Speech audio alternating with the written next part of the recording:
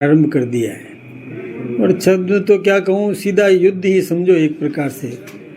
और कायराना हरकतें करता जा रहा है। पहले आतंकवादियों को प्रशिक्षित करके भेजता रहा और हमारे निर्दोष लोगों की उसने हत्या की। और अभी हमारे आवासीय बस्तियों में वो ड्रोन हमले करवा रहा है। मैं सोचता हूँ कि इससे ज़्यादा कायराना हरकत और कुछ भी नहीं हो सकती थी जो वो करता जा रहा है। हमारी सेना भी मुंह तोड़ जवाब दे रही है और वो उनके प्रत्येक ड्रोन को और आसमान में ही ध्वस्त करने का काम हमारी सेना और कर रही है। लेकिन उसकी मानसिकता बड़ी विकृत है और आमने सामने सेनाएं भी, और कभी मौका मिलता ही वो हम पर हमला करता है और हमारी सेना भी और मुकाबला कर रही है। ऐसी परिस्थिति में हमारे सैनिकों की सुरक्षा और सफलता के लिए हमने और पूरे राजस्थान की जनता का आह्वान किया है कि वो विभिन्न मंदिरों में हमारे सैनिकों की सुरक्षा एवं अपने जो भी टारगेट उनको दिया है उसमें सफलता प्राप्त करने के लिए और सफल हो, इसके निमित्त हम सब उन सैनिकों के साथ में खड़े हैं। आम नागरिक सैनिकों के साथ खड़ा है। इस प्रकार का भाव हमने प्रकट किया है और हमारे सभी जगह पर इसी प्रकार की प्रार्थना सभाएं भी हुई है।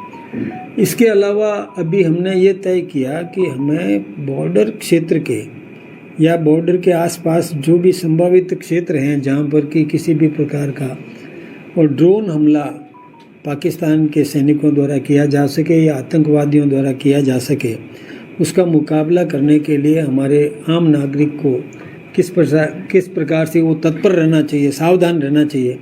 इसके लिए हमने भी एक टीम तैयार की है। राजस्थान सरकार ने भी टीम तैयार की है। राजस्थान सरकार ने भी अपने अपने मंत्रियों को एक एक संवेदनशील जिले में जो निकटतम यानी सीमा से जुड़ा हुआ जिला है जहाँ पर कि पाकिस्तान कोई ऐसी हरकत कर सकता है, उन जिलों में उन्होंने भी नियुक्तियाँ दी है।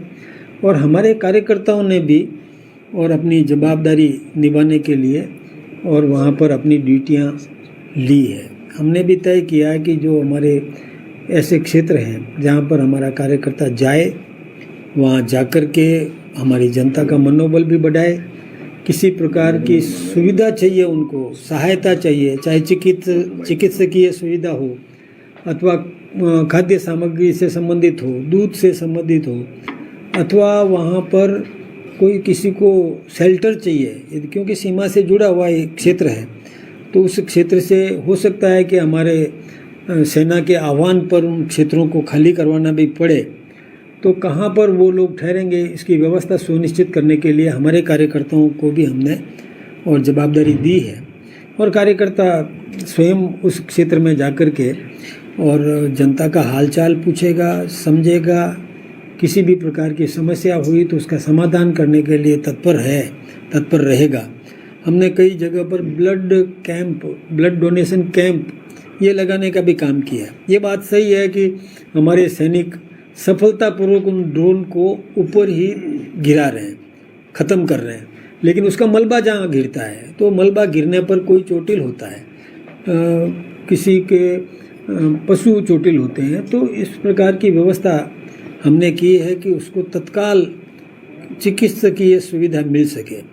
ऐसा ही हमारी राज्य सरकार ने भी बहुत तत्परता दिखाई कि वहाँ पर कोई भी पद खाली नहीं रहे। सारे पदों को भरने के लिए और तत्काल परसों यानी 3 दिन पहले ही और नियुक्तियाँ कर दी गई, चाहे पैरामेडिकल स्टाफ हो, चाहे कोई भी अधिकारी हो, तहसीलदार हो, पुलिस का अधिकारी हो, कोई भी पद खाली नहीं रखा है। इसके लिए तो मैं राजस्थान के मुख्यमंत्री भजनलाल जी शर्मा को भी धन्यवाद देना चाहूँगा कि उन्होंने भी और इस मामले में तत्परता दिखा करके तुरंत अधिकारियों की नियुक्तियां कर दी और सारे पद भर दिए ताकि जनता की सहायता की जा सके, किसी प्रकार की कमी उनको नहीं रहे।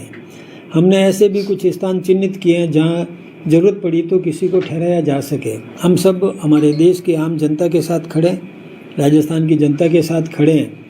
और मैं नाम भी आपको बताना चाहूँगा कि हमारे अलग अलग क्षेत्रों में, जैसे एक हमने कार्यालय में भी एक कंट्रोल रूम तैयार किया है, जो राजस्थान का जो हमारे यहाँ कार्यालय है कंट्रोल रूम रहेगा। और कंट्रोल रूम का नंबर है 0141 222 5040।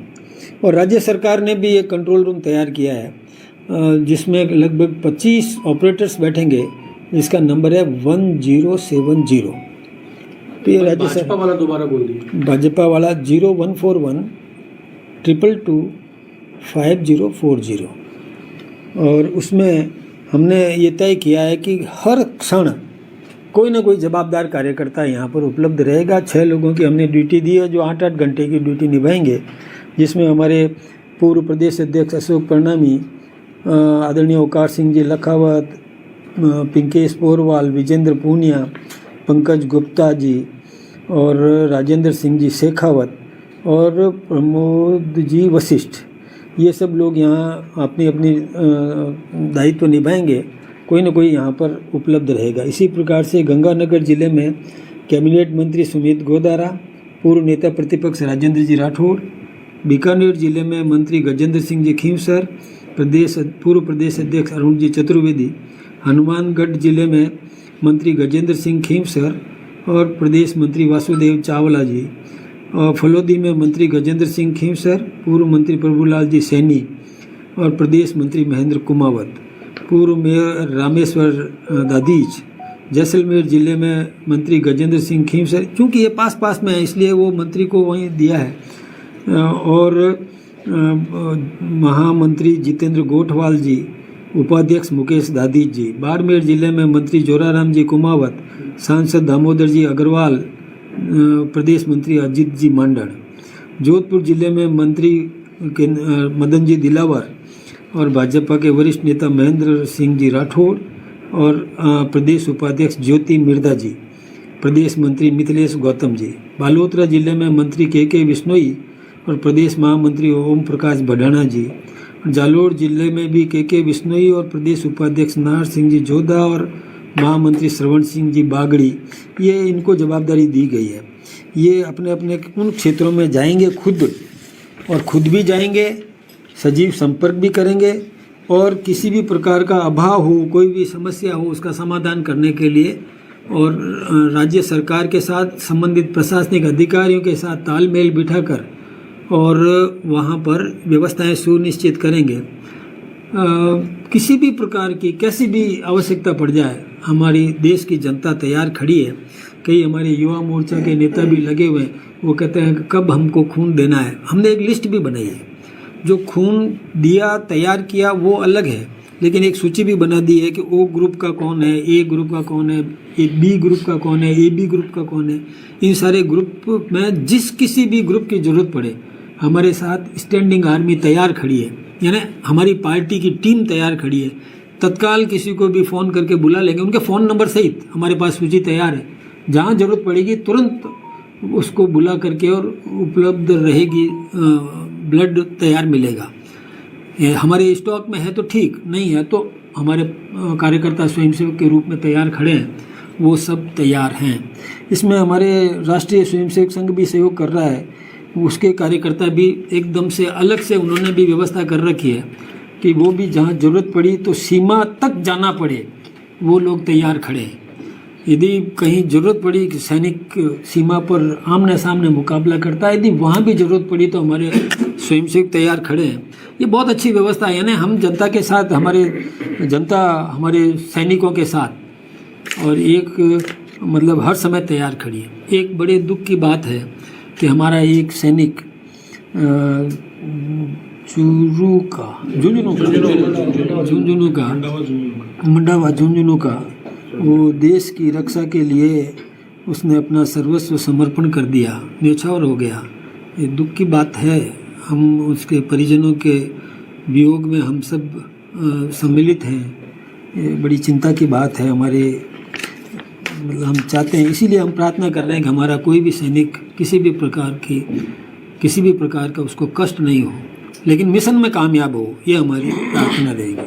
देश एक खड़ा है और मुझे इस बात की एक खुशी और भी है, और वो खुशी है कि विपक्ष भी साथ खड़ा है। ये पहली बार ये एक ऐसा अवसर आया है कि चाहे किसी भी जाति धर्म का हो, यहाँ तक कि मैं तो प्रशंसा भी करना चाहूँगा, चाहे उमर अब्दुल्ला जी हो, चाहे कोई भी हो, सब ने एक मुखी होकर के राष्ट्र के साथ खड़े होने का जो संकल्प दोहराया है,